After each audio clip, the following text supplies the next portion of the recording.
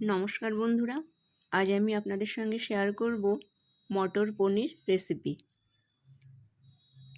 শীতের দুপুরে কিংবা রাত্রে ব্রেকফাস্টেও হতে পারে। এরকম যদি মটর পনিরের রেসিপি থাকে আর সঙ্গে লুচি, পরোটা কিংবা গরম ভাত, খেতে কিন্তু দারুণ লাগবে। তো দেখে নিন আমি আজকের এই রেসিপিটা কিভাবে বানাই।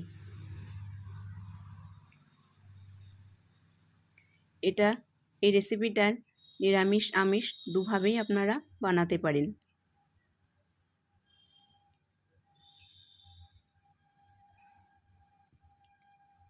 রেসিপিটা শুরু করবার জন্য প্রথমে আমি গ্যাস অন করে বসিয়ে দিয়েছি জল, আর জলটা আমি ভালোভাবে গরম করে নিয়েছি। এবার আমি এর মধ্যে দিয়ে দেব টুকরো করে কেটে নেওয়া পনির, আর গ্যাসের ফ্লেমটা আমি এ সময় বন্ধ করে দিয়েছি। এবার এই পনিরের মধ্যে আমি দিয়ে দেব সামান্য পরিমাণ লবণ।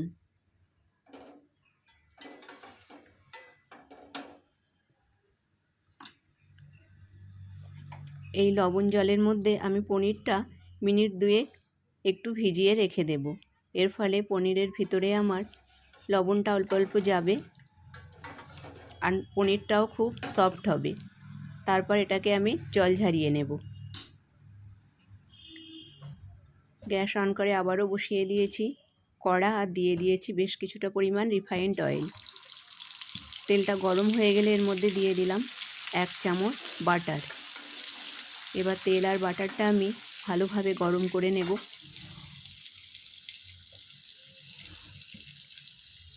তেল আর বাটারটা ভালো গরম হয়ে গেছে। এবার আমি এর মধ্যে দিয়ে দিচ্ছি 1 চা চামচ মতন জিরে, 2টো শুকনো লঙ্কা আর 2 পিস তেজপাতা। এবার আমি দিয়ে দেব কুচানো পেঁয়াজ। আমি এখানে 2টো বড় সাইজের পেঁয়াজ কুচিয়ে নিয়েছি।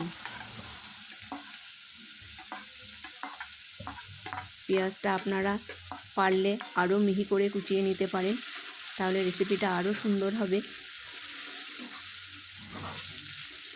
পেঁয়াজটা আমি হালকা ভেজে নেব।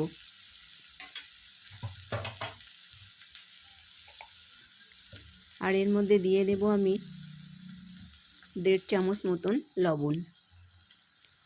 পেঁয়াজে লবণ দিলে পেঁয়াজটা তাড়াতাড়ি নরম হয়ে আসবে। এবার আমি কিছু সময় এটাকে ভেজে নেব। পেঁয়াজটা আমার ভাজা হয়ে গেছে অনেকটা। এবার আমি এর মধ্যে দিয়ে দেব একটা বড় সাইজের টমেটো কুচি। টমেটোটা দিয়েও আমি কিছু সময় নাড়িয়ে নেব।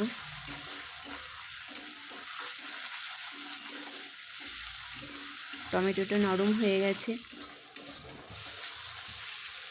অনেকটাই আমার পেঁয়াজ টমেটোটা হয়ে এসেছে। এবার আমি এর মধ্যে দিয়ে দিচ্ছি 1 টেবিল চামচ করে আদা বাটা আর 1 টেবিল চামচ কাঁচা লঙ্কা বাটা। এই পেঁয়াজ টমেটোর মধ্যে কাঁচা লঙ্কা বাটা আর আদা বাটাটাকেও আমি কষিয়ে নেব। আমি এখানে রসুন ব্যবহার করছি না, আপনারা চাইলে রসুন দিতে পারেন। আর যারা পুরোপুরি নিরামিষ খান তারা পেঁয়াজটা বাদ দিয়ে দেবেন এবং রসুনটাও। তার বদলে পেঁয়াজ রসুনের বদলে একটু হিং ব্যবহার করতে পারেন। এবার আমি এর মধ্যে দিয়ে দিলাম পৌনে 1 চামচ মতন ধনে গুঁড়ো, পৌনে 1 চামচ জিরে গুঁড়ো। এবার দিয়ে দেব ফুল 1 চামচ লাল লঙ্কার গুঁড়ো। এবার আমি দিয়ে দিচ্ছি 1.5 চামচ মতন হলুদ গুঁড়ো।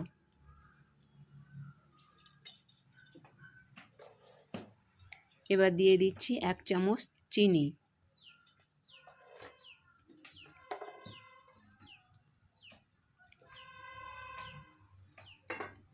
এবার আমি সব উপকরণগুলো একটু ভেজে নেব।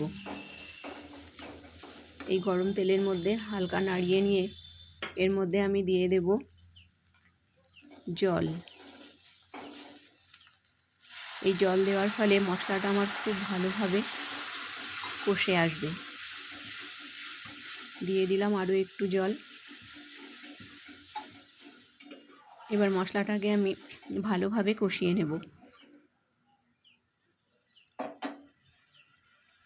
এবার আমি এর মধ্যে দিয়ে দিচ্ছি 8টা কাজু বাদাম বাটা। এর মধ্যে কাজু বাদাম বাটা দিলে স্বাদটা আরও খুব সুন্দর হবে। বাটিটা ধুয়ে আমি আবারও একটু দিয়ে দিলাম জল। এবার আমি এর মধ্যে দিয়ে দেব কসুরি মেথি। এই কসুরি মেথিটা দিলে এই মটর পনিরের স্বাদটাই বদলে যায়, খুব সুন্দর খেতে হয় আর খুব সুন্দর গন্ধও আসে।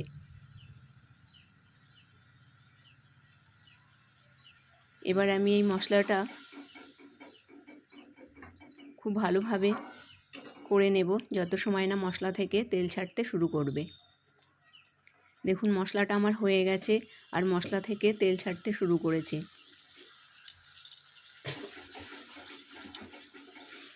এবার আমি এর মধ্যে দিয়ে দিচ্ছি প্রায় 1 কিলো মতন ফ্রেশ মটরশুঁটি। 1 কিলো মটরশুঁটিকে আমি ভালোভাবে খোসা ছাড়িয়ে বেছে নিয়েছি। এবার এই মটরশুঁটিগুলো এই মশলার সঙ্গে আমি বেশ কিছু সময় কষিয়ে নেব। এর ফলে মশলাটা আমার আরও ভালোভাবে হয়ে আসবে। দেখুন এটা আমার কষানো হয়ে গেছে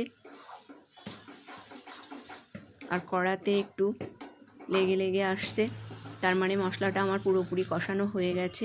এবার আমি এর মধ্যে দিয়ে দেব প্রায় 1.5 গ্লাস মতন জল।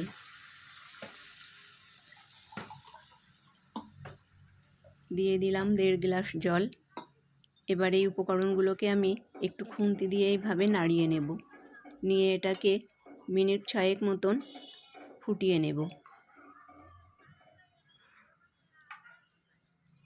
এটা ফুটে উঠেছে, মিনিট 6 হয়ে গেছে। এবার আমি দেখে নেব এটা কীরকম হয়েছে। ফ্রেশ মটরশুঁটি কিন্তু আলাদা সিদ্ধ করবার কোনো প্রয়োজন নাই। এবার আমি এর মধ্যে দিয়ে দেব পনির। এই পনিরটা এর মধ্যে দিয়ে আমি আরও কিছু সময় এটাকে ফুটিয়ে নেব। দিয়ে দিচ্ছি একে একে সব পনিরগুলো। পনিরটা এর মধ্যে ফোটালে পনিরের ভিতরেও এই গ্রেভিটা যাবে এবং পনিরটাও সুন্দর হবে আর এটা খেতেও সুন্দর হবে। আর এই সময় গ্যাসের ফ্লেমটা আমি একটু মিডিয়াম করে রেখে দেব। তো বন্ধুরা, আমার আজকের এই রেসিপিটা যদি আপনাদের ভালো লেগে থাকে তাহলে লাইক, শেয়ার এবং চ্যানেলটাকে সাবস্ক্রাইব করবার অনুরোধ রইল। বেশ কিছু সময় হয়ে গেছে, আমি এটাকে ফুটিয়ে নিয়েছি পনির দিয়ে। এবার আমি এর মধ্যে দিয়ে দিচ্ছি গরম মশলা। গরম মশলা আপনারা বাড়িতেও বানিয়ে নিতে পারেন, মানে গুঁড়ো করে নিতে পারেন, কিংবা বাজারের থেকেও কিনে নিতে পারেন। এবার দিয়ে দিলাম ধনেপাতা কুচি। এবার এটাকে একটু ভালোভাবে মিশিয়ে নিলেই তৈরি হয়ে যাবে আমার আজকের মটর পনির রেসিপি। এটা কিন্তু খেতে খুব সুন্দর হয়। এইভাবে আরও একটু সময় আমি নাড়িয়ে গ্যাসটা বন্ধ করে দেব, দিয়ে এটাকে আমি গরম গরম পরিবেশন করব। ভিডিওটা এত সময় দেখবার জন্য আপনাদেরকে অসংখ্য ধন্যবাদ।